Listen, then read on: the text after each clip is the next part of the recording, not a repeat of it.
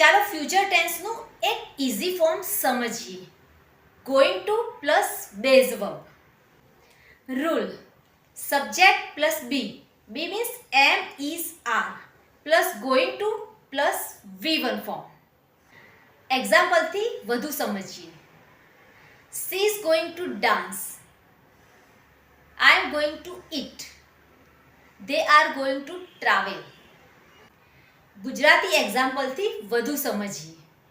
I am going to study. હું અભ્યાસ કરવા જઈ રહી છું. We are going to watch a movie. અમે મૂવી જોવા જઈ રહ્યા છીએ. He is going to temple.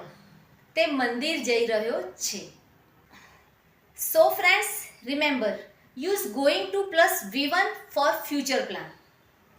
હવે પાછી થોડી કન્ફ્યુઝન છે will and going to. તો આ બંનેની કન્ફ્યુઝન દૂર કરીશું નેક્સ્ટ રીલમાં.